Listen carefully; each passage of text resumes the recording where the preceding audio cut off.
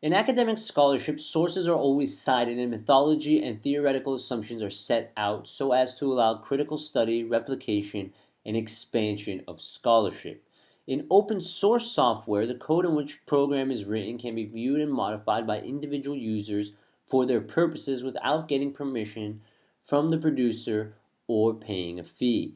In contrast, the code of proprietary software is kept secret and the modifications can be made only by the producer for a fee. This shows that open source software better matches the values embodied in academic scholarship, and since scholarship is central to the mission of universities, universities should use only open source software.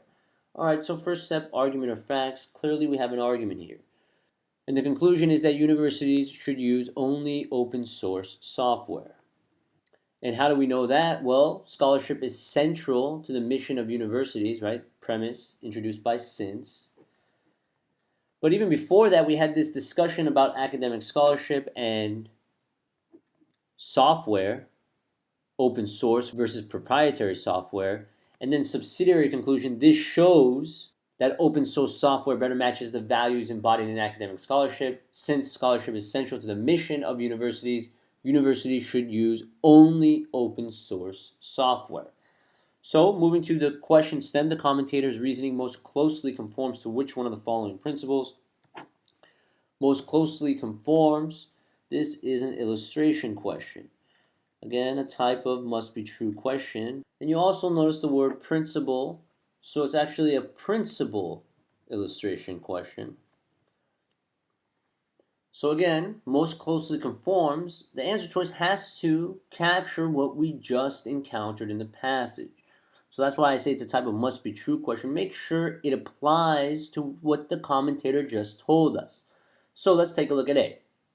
Whatever software tools are most advanced and can achieve the goals of academic scholarship are the ones that should alone be used in universities.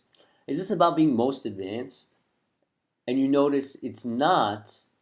So A does not apply to what we saw in the passage, so A would be eliminated. B, universities should use the type of software technology that is least expensive as long as that type of software technology is adequate for the purposes of academic scholarship. And again, this is not about it being least expensive. So B would be eliminated. C, universities should choose the type of software technology that best matches the values embodied in the activities that are central to the mission of the universities. And you notice C applies to what we saw in the passage. The reason the commentator is telling us that universities should use only open source software is that open source software is much like academic scholarship. We had that analogy in the first part of the passage. And then it tells us that this shows, subsidiary conclusion, that the software, open source software, better matches the values embodied in academic scholarship. And since scholarship is central to the mission of universities, C tells us that universities should choose the type of software that best matches the values embodied in the activities that are central to the mission of universities. Again, that's scholarship. Open source software matches the values embodied in scholarship. Therefore, C is the correct answer. It is the principle that the passage conforms to, so C is clearly correct. But again, just making sure, checking D, the form of software technology that best matches the values embodied in the activities that are central to the mission of universities is a form of software technology that is most efficient for universities to use. Again, not about it being most efficient, it's about it matching the values embodied in academic scholarship and that being central to the mission of universities. So D is out. E, a university should not pursue any activity that would block the achievement of the goals of academic scholarship at that university.